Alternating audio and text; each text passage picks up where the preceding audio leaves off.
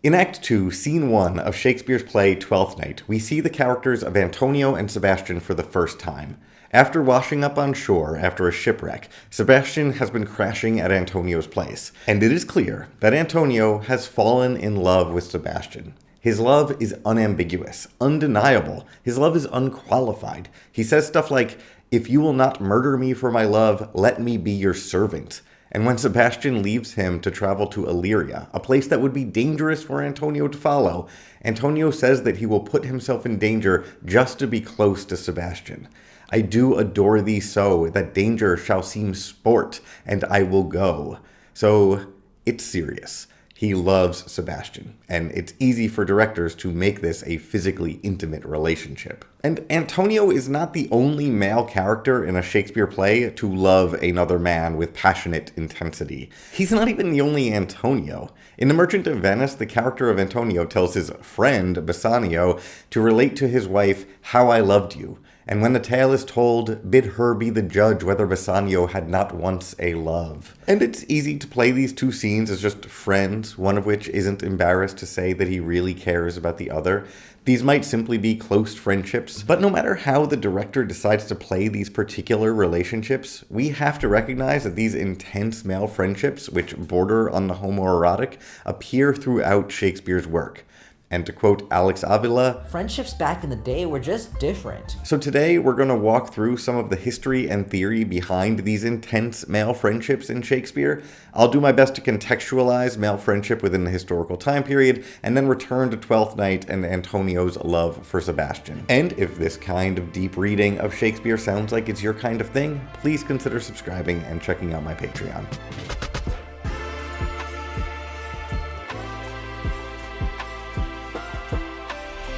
So let's just address this question right away. Are these close friends just gay? And the answer is maybe. Yeah, but also not exactly.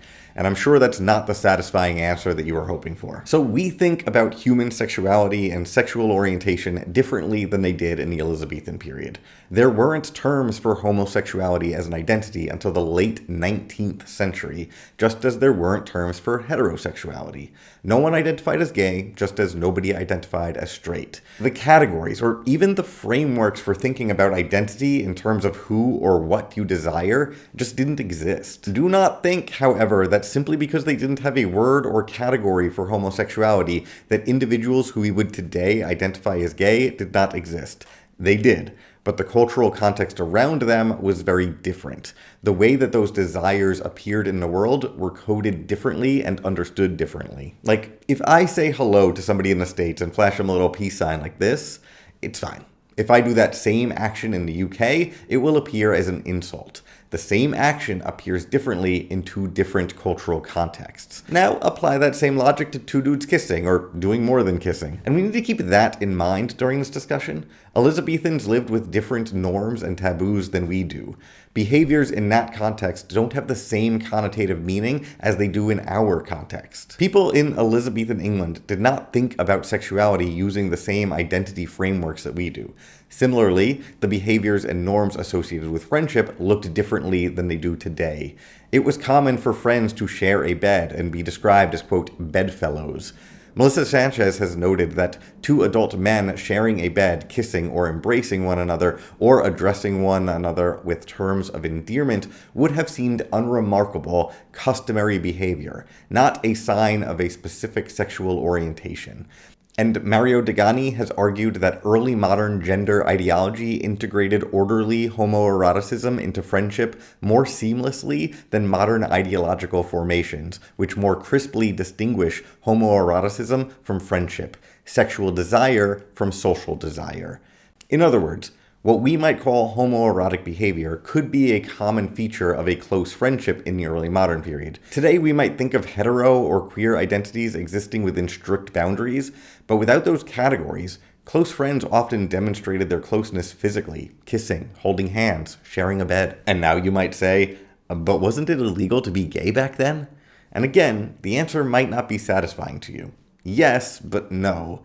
Again, without a term for homosexuality, it could not specifically be legislated against. There could be no law that makes being gay illegal, because there was no term for gay. However, yes, from 1533 there was a law against sodomy that, in theory, punished what we would categorize as penetrative male homosexual intercourse. But that term, sodomy, also included a diverse range of sexual behaviors 400 years ago.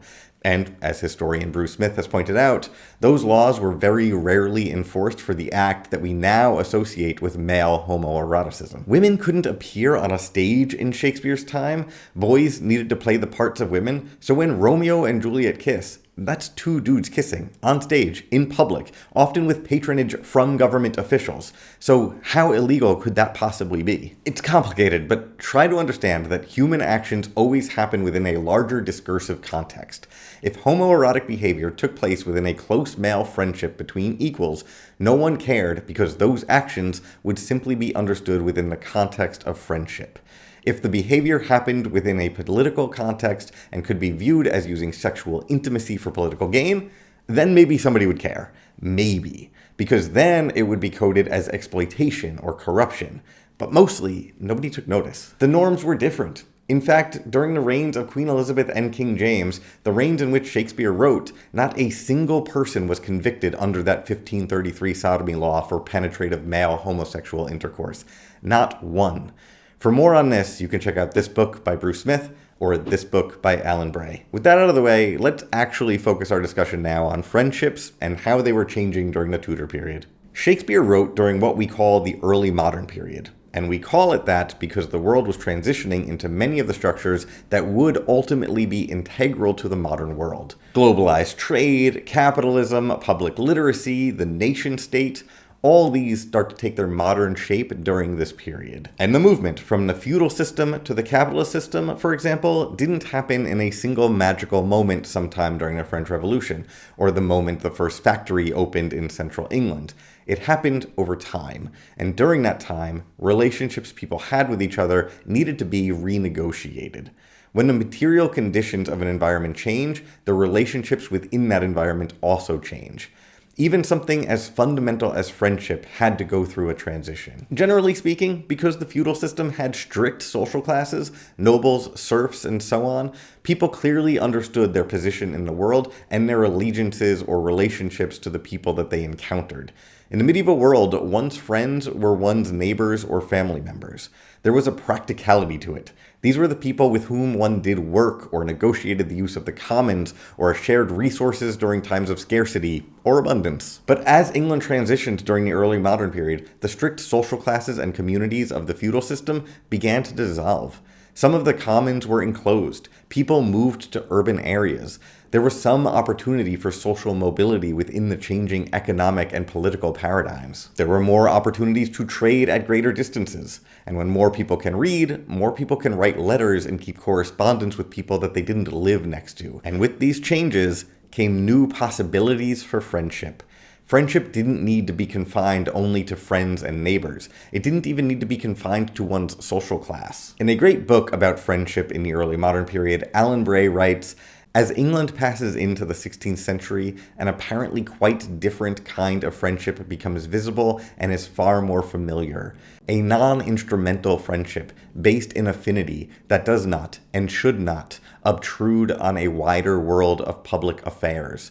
With its quite different assumptions, modernity seems to arrive with a world we can recognize." In other words, there was the possibility of having a friend that had nothing to do with the practical, day-to-day concerns of life.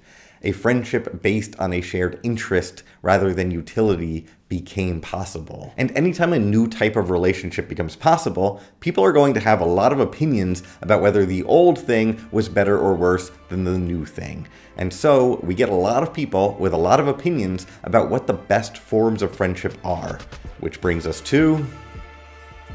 Before we fully get into the arguments about what makes the perfect friendship, we should take a broader look at the intellectual landscape of 16th century Europe. A dominant intellectual movement at this time is known as humanism, but that term has also evolved over time. So, the early modern intellectual movement, known as humanism, emphasized the revival of ancient Greek and Roman texts. Specifically, humanists stressed moral development through the study of these texts. Reading old books isn't just fun for them, it's part of a moral process. This is relevant to our topic because ancient authors like Aristotle and Cicero, favorites of the humanists, wrote about friendships and the role that friendships played in moral development. These authors would sometimes draw distinctions between friendships, like, for example, there are friendships of pleasure or friendships of utility. But the most important and purest form of friendship, according to Cicero and the humanists, was the friendship of virtue. There are friends who you do fun things with, friends that you get some utility from. But then there are the friends that grow with you in virtue. Tom McFowle, a historian of early modern friendship, defines the Renaissance humanist ideal by saying that, according to a humanist, a friend is a second self with whom one shares everything. Friends are virtuous and similar to one another, and the friend is chosen after long and careful assessment of his virtues. The purpose of such friendship is the promotion of virtuous thought and action. It may contribute to the public sphere, but it is ultimately independent of it. But McFowle also recognizes that this is clearly an idealization and was often recognized as such, but even so, it had a persistent ideological force. The important point here is the idea that a true friend, the purest form of friend, the type of friend that will help somebody grow at a moral level, must be a second self. Friends should be similar to one another, share everything. True friendship can only happen between equals. Otherwise, it might become a friendship of utility, a master-servant or mentor-mentee type of relationship. So, according to this logic, if two people are going to grow together, they need to have the same social context within which to grow. Given this focus that friendships need to be a second self and be equal to each other, and given the social context that women were not politically or socially considered equals, the only true friendship a man could have is with another man. So, sworn brotherhood, a friendship of virtue between men, was therefore the highest form of human relationship possible in early modern England. That's the goal. That's the highest form of human relationship. It could be argued that our culture codes marriage as the highest form of human relationship, the thing that we are taught to aspire to from a very young age. But just like sworn brotherhood, that's just a story that society has created through repeated performance. This knowledge might help us understand many of the male friendships in Shakespeare. You'll notice that oftentimes a man will give another man the opportunity to marry a woman in a Shakespeare play. For example, Antonio in The Merchant of Venice provides his friend Bassanio with the opportunity to marry Portia. Don Pedro in Much Ado About Nothing seduces Hero on behalf of Claudio. The important relationship is between the men, and the women exist as an object of exchange. The heterosexual marriage is a tool used to cement a bond between men. In a way, Antonio gives Portia to Bassanio. Don Pedro gives Hero to Claudio. Those male relationships are primary. The marriage serves to support those more important relationships between men. And this view of friendship ultimately helps preserve patriarchal power structures that existed within early modern England. And there are some interesting academic debates on this topic. Eve Sedgwick, for example, argues that by raising male friendship to this elevated status, it protected patriarchal power from the inevitabilities of betrayal between friends. She says that for a man to undergo even a humiliating change in the course of a relationship with a man still feels like preserving or participating in a sum of male power, while for a man to undergo any change in the course of a relationship with a woman feels like a radical degeneration of substance. In other words, if a man betrays a man in an intimate relationship, there's still a man in control. If a woman betrays a man, though, well, that could be real trouble, like at a structural level. See Othello. But Tom McFowle actually argues that this fails to recognize how humiliation at the hands of another man is more powerfully felt because more power is at stake. And I don't know, I feel like both can be true. It can be more powerfully felt at the individual level, but still preserve patriarchy at the community level. Either way, I think that everybody agrees that the humanist ideal of friendship and the homosocial bonds of early modern England are a constant subject of Shakespeare's work and a great place to learn about the changing norms of living in a community. His plays constantly investigate and disrupt and problematize all attempts to put human relationships into strict categories, and friendship is no exception to that. Antonio may want to give Portia to Bassanio, but Portia does not allow herself to be treated like a gift, and will end up subordinating all the men in that play to her position of power. Don Pedro may want to give Hero to Claudio, but as we know, this creates much ado in that play. Those lofty ideals about friendship never really work out the way that they're supposed to in Shakespeare. And perhaps the wildest investigation of male friendship in his entire body of work is Twelfth Night. So let's go there. I think Twelfth Night is a wild investigation of male friendship for a couple reasons. First, because literally every friendship is based on a lie. Sir Toby hangs out with Sir Andrew under the pretense that Sir Andrew has a chance with Olivia. He doesn't. Orsino befriends Cesario, but doesn't know that Cesario is actually Viola. And Sebastian has been staying in Antonio's house under the false name of Roderigo. The foundations of these friendships are invariably fraudulent. The second interesting aspect of friendship in this play is that it calls attention to a paradox in the humanist ideal of friendship. If virtuous friendships can only happen between people who have similarities, a mirror image of the self, then how do we distinguish the desire for friendship from self-love or narcissism? Like in that framework, how is friendship any different than navel-gazing? The play often scolds people for self-love, most notably Malvolio. So the friendships in Twelfth Night can be viewed as both fraudulent and narcissistic. And we might think that this is going to set up a tragedy, that this will be a searing critique of the limitations of humanist friendship.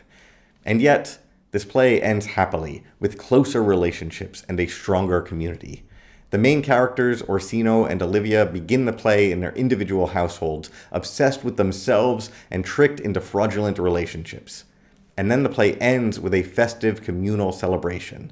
And how exactly does that happen? So let's take all the male friendships in the play one by one, starting with the most obviously fraudulent friendship, Sir Toby and Sir Andrew. Sir Toby uses Sir Andrew both for his own money and for his own amusement. Sir Andrew is a vehicle through which Sir Toby pursues his own pleasure. He doesn't seem to care about Sir Andrew at an individual level at all. He even puts Sir Andrew in danger by having him engage in a duel with Cesario. It's an ugly relationship. That said, when Sir Andrew actually finds himself in danger, Sir Toby does step up to help him out. When Antonio mistakes Cesario for Sebastian and threatens Sir Andrew, Sir Toby actually stands between Antonio and Sir Andrew. He says, "If you be an undertaker, I am for you." So even though this friendship is based on a lie, its motivations selfish, somehow it results in a moment of selflessness.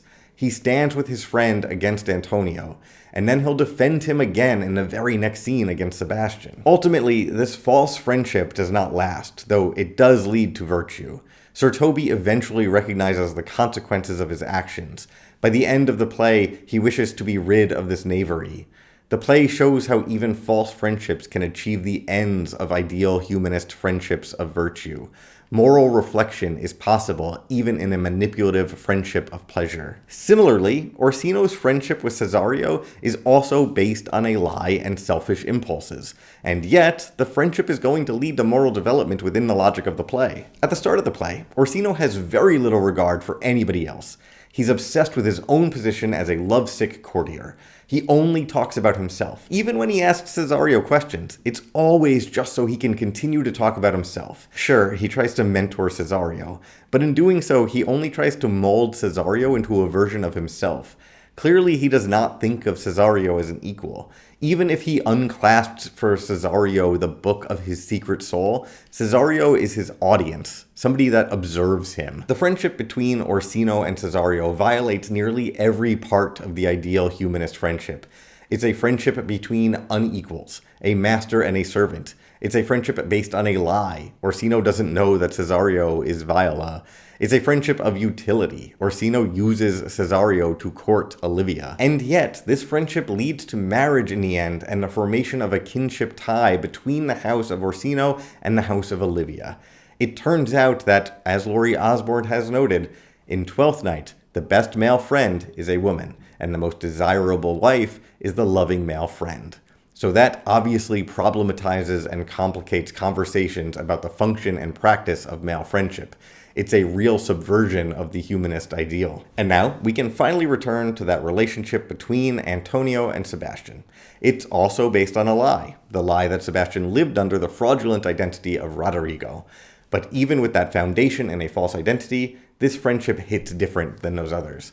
Antonio's love of Sebastian isn't selfish. It doesn't have utility. He's not using Sebastian for anything.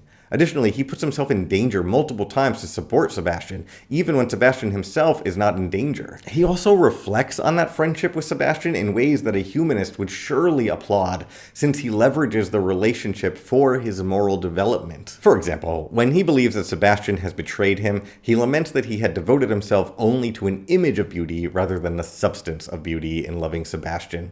He realizes that none can be called deformed, but the unkind. Virtue is beauty, but the beauteous evil are empty trunks, overflourished by the devil. He has learned a valuable lesson about idolatry and seductive appearances and is made better through reflection on that relationship. And of course, the betrayal he's reflecting on in those lines wasn't even a real betrayal. It was a case of mistaken identity. Antonio could easily be read as an avatar for the humanist ideal of friendship. He is Sebastian's equal. It is not a friendship of utility. He pursues virtue and self-reflection through the friendship. I mean, if we wanted to, we could even read his confrontation with Sir Toby as an allegory for true friendship coming in contact with false friendship. In Act 3, Scene 4, Sir Toby aims to humiliate Sir Andrew by trying to get him to fight Cesario. Then Antonio steps in, the true friend. And in doing so, he inspires Sir Toby to become a better man and friend. Sir Toby stops harassing Sir Andrew and starts defending him. A false friendship becomes better when it's confronted by a true friendship. And yet, even though he might be the ideal friend, Antonio doesn't quite seem to fit in the world of Illyria. He ends the play alone, in shock at the revelations of Act 5. His beloved Sebastian married to Olivia. Antonio does not get a happy ending. He ends the play silent and alone. True friendship has no place in Illyria. In Illyria, the friendships that lead to happy endings are selfish friendships. It's almost like everybody needs to recognize themselves as selfish and flawed before they can find a partner in the end. Antonio's performance of selfless humanistic love has no place in Illyria. Shakespeare is never simple. There isn't one line or moral lesson that you can take from a play like this. Shakespeare takes some beliefs and conversations about friendship, and then he shows us how people and relationships are messier than those beliefs and conversations can ever predict. Friendships of utility can also be friendships of virtue. Friendships of virtue aren't always equal. The categories prove insufficient. Any attempt to orient or coerce the human experience towards a particular approved version of love or desire will always be met with contradictions and paradoxes. And I don't think that I fully understood this point about Twelfth Night until I encountered a reading of the play by Tom McFowell in which he says, "In betraying or feigning friendship, selfish individuals come to see the emptiness of their individualism as they act upon it. The friendships of Twelfth Night are all false or treacherous in some way, but nonetheless motivate that play's gracious action. Selfishness and treachery somehow produce self-reflection and forgiveness. Humans make no logical sense. We are inconsistent, selfish, and generally confused. In Twelfth Night, as with Shakespeare's other plays, he shows us how to love and forgive our inconsistent and confused impulses." I'm going to let that be the last word on this one. Thank you for watching. Please check out my other videos on Shakespeare's plays.